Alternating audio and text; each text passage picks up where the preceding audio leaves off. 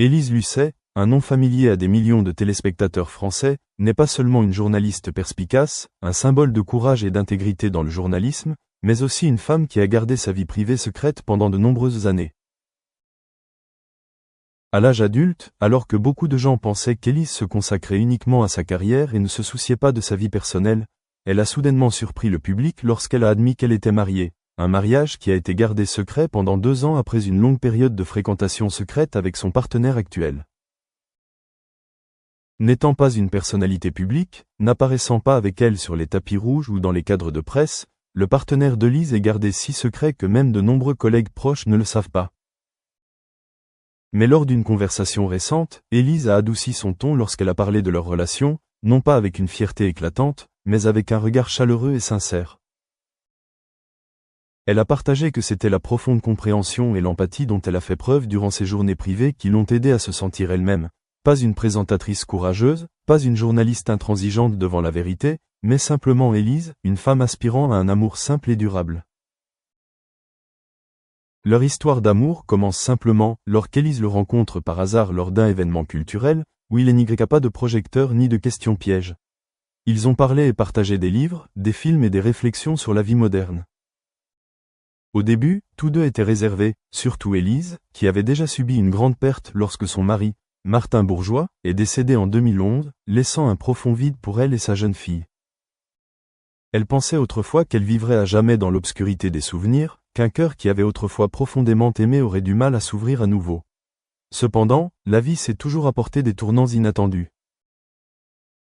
Durant les 2 années de relation, Élise a traversé de nombreuses émotions. De l'hésitation, de la prudence, au moment où je baisse les défenses pour accepter que je mérite aussi d'être aimé à nouveau. Ils ont choisi de garder leur histoire d'amour secrète, non pas par honte, mais parce qu'ils voulaient protéger leur vie privée et, plus importante encore, laisser leur amour grandir librement, sans être affectés par les regards curieux du public.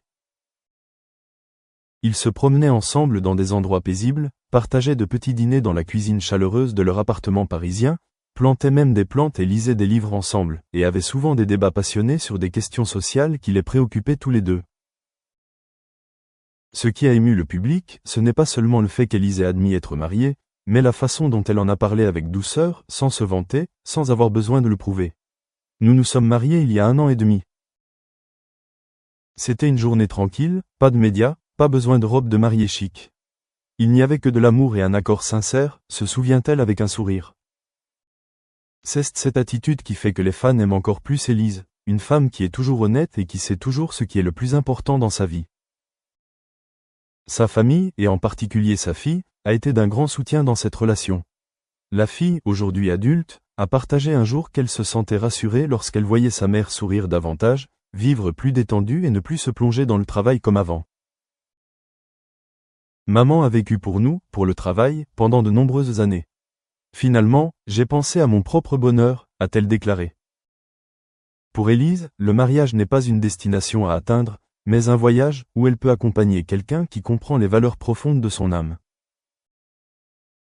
Bien que sa carrière ait toujours occupé une grande place dans sa vie, depuis qu'elle a son partenaire à ses côtés, elle a appris à équilibrer, à poser son téléphone tous les soirs, à choisir du temps libre pour cuisiner et surtout à passer plus de temps pour elle-même. Quelque chose qu'elle avait oublié de faire pendant de nombreuses années. La vérité qu'Élise a partagée a fait pousser un soupir de soulagement au public. Non seulement parce qu'ils sont heureux de son bonheur, mais aussi parce qu'ils sentent que même les femmes les plus fortes et les plus indépendantes méritent un amour doux et privé comme tout le monde. Être fort ne signifie pas nier ses émotions. Le succès ne signifie pas être seul. Mariée après 2 ans de relations secrètes, Élise Lucet a prouvé que le vrai bonheur n'a pas besoin d'être bruyant, et n'a certainement pas besoin de l'approbation du monde extérieur. Ce qui compte, c'est pour qui votre cœur bat et pour qui vous êtes prêt à l'ouvrir à nouveau, après toute la douleur que vous avez traversée. À 60 ans, Élise croque la vie à pleines dents. Elle n'a pas besoin de prouver quoi que ce soit, ni de suivre les anciennes définitions du bonheur. C'était simplement une femme qui avait eu le courage d'aimer à nouveau, et cette fois, pour elle-même. La famille d'Élise, en particulier sa mère, était ravie que leur fille ait trouvé la paix après sa perte. La mère était très inquiète pour sa fille après qu'Élise soit devenue veuve à l'âge de 40 ans. La douleur de perdre son mari a un jour poussé Élise à fermer complètement son monde privé, ne lui laissant presque que les rôles de mère et de journaliste. Mais maintenant, sa mère est plus à l'aise de voir sa fille revenir à la vie, avec le sourire et l'éclat dans les yeux. Les amis proches de Lise, qui l'ont accompagnée dans les moments difficiles, ne peuvent désormais plus cacher leur joie. Ils ont dit qu'Élise n'avait jamais autant ri et qu'elle n'avait jamais été aussi détendue lorsqu'elle offered by our educational partners into their organizations to upskill, reskill their employees. And here's some of the things that we've seen over the last couple of years of working closely with these organizations. So in 2019, this is just showing you the top topics of interest to enterprises who are using edX courses with their employees. And you're going to see an interesting shift. So the 15 top courses being used by enterprises were in these sort of traditional hard skills, if you will. Then what we've seen over the past year is a huge surge in interest of more human skills, right? So I'm calling this from hard to human, things in leadership, communication, emotional intelligence, and certainly diversity and inclusion. So there's a real broadening of expectations around enterprises about what kinds of curriculum, what kinds of learning experiences they might be able to offer their employees beyond just hard skills, looking much more holistically at their employees, which I think is a great thing. It's also a fantastic opportunity for universities. So here are some statistics that might be a bit of a splash in the face for some, but I think they're a really important opportunity for higher ed to respond. So 2 million bachelor's degrees are offered a year. The degree is still incredibly important to people's launching their careers and their future success. We know the relationship between long-term economic support and a degree, or economic longevity and a degree. But what we're also seeing is a huge surge in credentials, shorter learning experiences that are certified. So 8 million industry credentials on a single digital credentialing platform. This is coming from Credly in 2020 alone. IBM has issued 3.7 million badges and have seen an increase in their own badging program of 61% last year. There's a growth in the number of organizations that are industry organizations that are creating credentials and certifications, both for their employees and offering them to the world. So we saw huge growth last year, 83% growth in the number of organizations who are designing credentials.